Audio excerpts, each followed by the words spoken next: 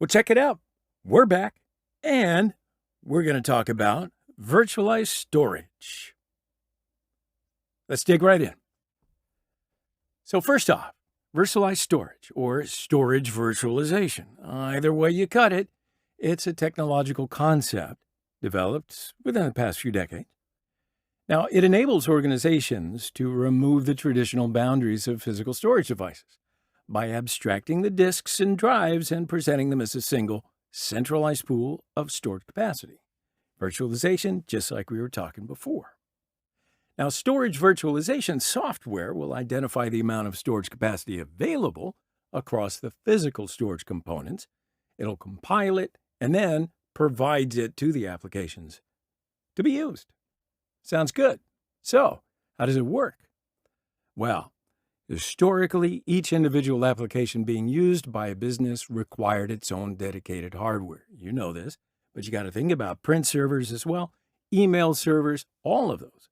See, as organizations began utilizing more and more applications to simplify day-to-day operations, well, their data centers became more complex and costly and overcrowded because they had to accommodate all of their physical hardware.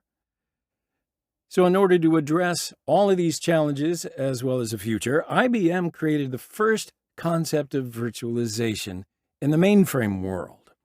And VMware figured out how to bring mainframe virtualization into the x86 server space. So instead of only being able to run as a single application per server, VMware discovered how to virtualize the hardware. That's the memory, the CPU, and the disk, so multiple operating systems could run at the same time.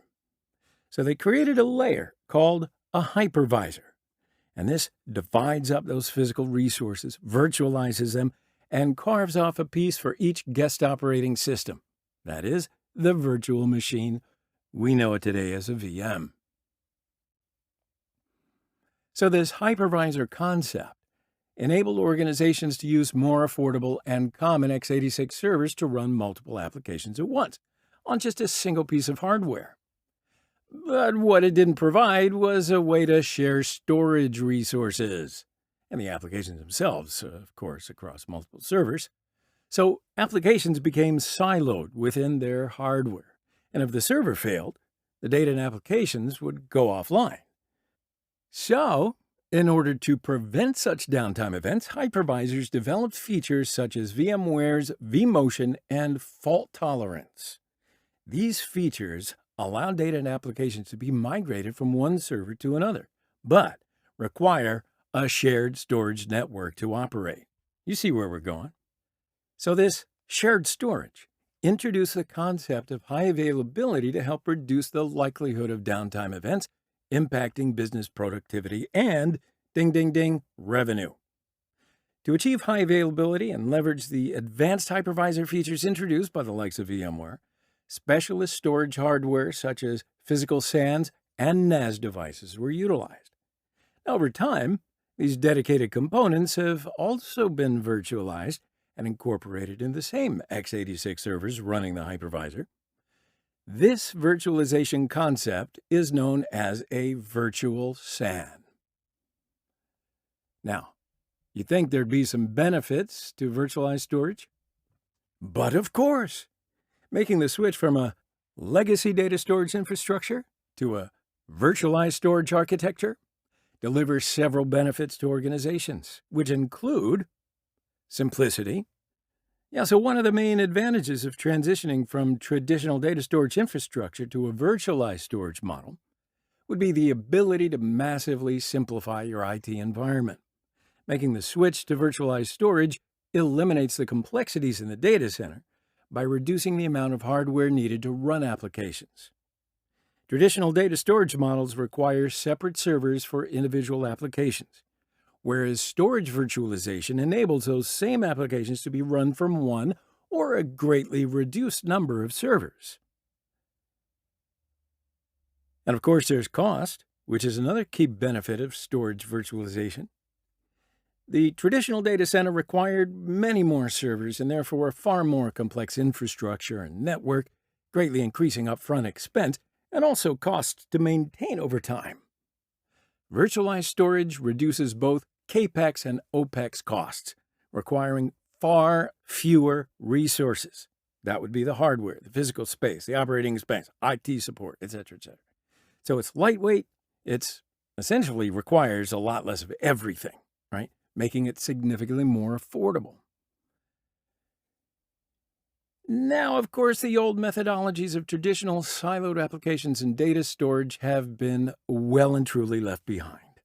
Welcome to the next century, right?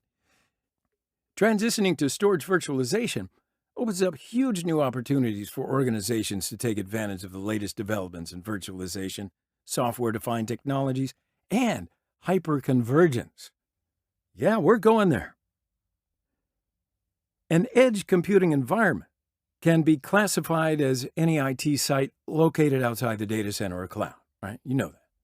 Examples of edge sites could include retail stores, manufacturing sites, travel and tourism organizations, remote and branch offices, and industrial IoT.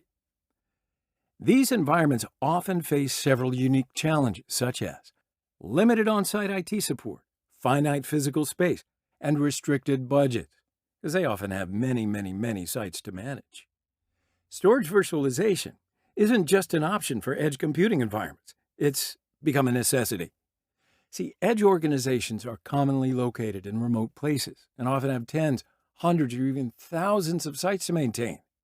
And traditional data center architecture just isn't feasible for them.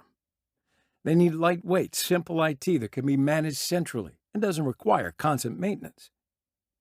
A retail store or remote office doesn't always have a designated IT specialist on site to help facilitate updates or repairs as needed. So virtualizing their storage at the edge gives an organization an infrastructure that's much more simple to manage. It's also more compact, making it ideal for organizations with limited space, as well as making it more affordable and requiring less hardware and fewer resources. My friends, guess what? That's all about virtualized storage. I know you're excited about it, but guess what? We're going to do another video just for you. I'll see you then.